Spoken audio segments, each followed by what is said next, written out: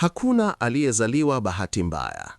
Watu wengi wanaishi maisha ya kulalamika, wakiamini kuwa walizaliwa kwenye familia isiyo sahihi, nchi isiyo sahihi, au wakati usio sahihi. Wanajitazama kwenye kioo na kuona makosa, wanatazama mifuko yao na kuona laana, na wanatazama maisha yao na kuona bahati mbaya. Lakini ukweli ni huu: ulimwengu haufanyi makazi kwa bahati mbaya. Kila kitu kilichopo duniani, kuanzia nyota za mbali mpaka mchanga wa baharini, kipo hapo kwa sababu maalumu. Wewe sio ajali ya kibiolojia, wewe ni mpango uliokusudiwa. Haijalishi mazingira ya kuzaliwa kwako yalikuwaje, au ni nani aliyekukataa, ukweli unabaki kuwa kama unapumua leo, basi kuna kitu ambacho dunia inakihitaji kutoka kwako. Leo tutachambua kanuni 7 zinazothibitisha kuwa hakuna aliyezaliwa bahati mbaya. Kabla hatujaanza, hakikisha una subscribe ili uendelee kujenga imani yako kila siku. 1. Kuwepo kwako ni ushindi wa uhai. Kabla hata hujazaliwa, ulishinda vita kubwa zaidi ya kibiolojia. Kati ya mamilioni ya seli, ni wewe pekee uliyenusurika na kufanikiwa kutunga mimba. Hiyo pekee ni thibitisho kuwa asili ilikuchagua wewe kati ya wengi kwa ajili ya kazi maalumu. Ukweli, safari yako ilianza kwa ushindi. Huwezi kuwa mshindi kabla ya kuzaliwa halafu uwe bahati mbaya baada ya kuzaliwa. Wewe ni bingwa tangu siku ya kwanza. Tatizo ni kwamba umesahau asili yako ya ushindi. 2. Mazingira yako ni shule, sio gereza. Watu wengi wanadhani kuzaliwa kwenye umaskini ni bahati mbaya, lakini mazingira magumu ni tanuru la kutengeneza mashujaa. Dhahabu haing'ai mpaka ipite kwenye moto. Kama ungekuwa bahati mbaya, ungepewa maisha laini yasiyo na changamoto yoyote, lakini umepewa mapambano ili uweze kukuza misuli ya hekima. Ukweli, umaskini au matatizo ya utotoni sio laana, ni maandalizi ya kilele chako. Hakuna shujaa aliyowahi kusifiwa kwa kushinda vita rahisi. Mazingira yako yamepangwa ili kukupa ujuzi utakaouhitaji kesho. 3. Kila kipaji ndani yako ni ufunguo wa kusudi. Hakuna binadamu aliyekuja mikono mitupu. Una kitu ndani yako, iwe ni sauti, akili ya biashara, uwezo wa kufariji, au mikono ya ufundi, ambacho hakipo pa mwingine kama kilivyo kwako. Kama ungekuwa bahati mbaya, ungekuwa tupu, lakini umeumbwa ukiwa na vifaa, tools, vya kutatua matatizo fulani duniani. Ukweli, tatizo sio kwamba huna kipaji, tatizo ni kwamba unatumia muda mwingi kutazama vipaji vya wengine na kusahau chako.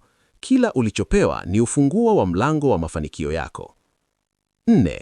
Makosa ya wazazi hayahusiani na thamani yako.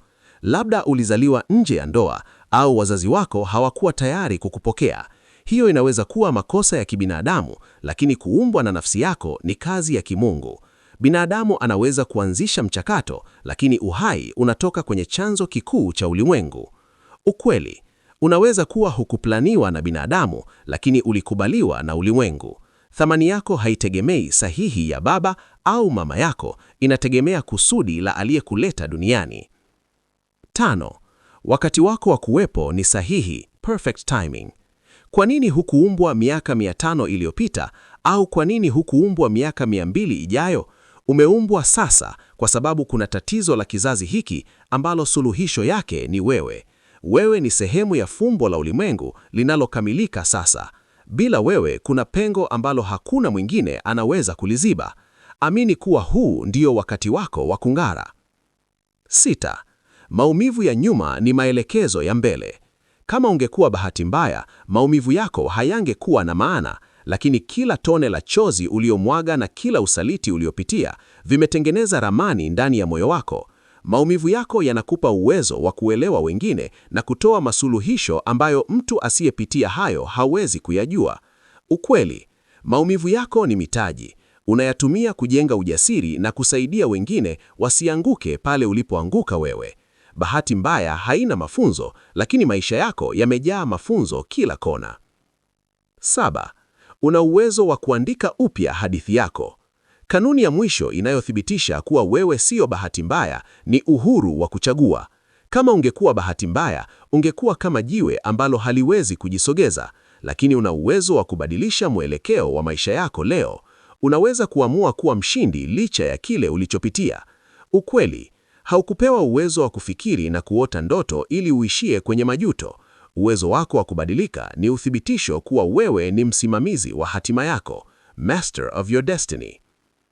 Na sasa sehemu muhimu zaidi. Acha kujiita bahati mbaya kwa sababu tu mambo ni magumu. Bahati mbaya haishindi vita ya kuzaliwa, bahati mbaya haina vipaji, na bahati mbaya haina uwezo wa kuota ndoto kubwa kama ulinazo. Wewe ni mradi uliopangwa kwa makini, na ulimwengu unasubiri ufungue zawadi uliobeba. Maisha yako ni kama kitabu, huenda sura za kwanza zilikuwa na huzuni na giza, lakini wewe ndiye mwandishi. Unaweza kuandika sura za ushindi kuanzia leo. Usiruhusu maneno ya watu au hali ya mfuko wako ikakudanganya kuwa huna thamani. Misingi ya kutambua thamani yako ni kukataa kujilinganisha na safari za wengine, kukubali kuwa kila jaribu lina somo ndani yake, na kuamini kuwa kuwepo kwako ni hitaji la ulimwengu huu.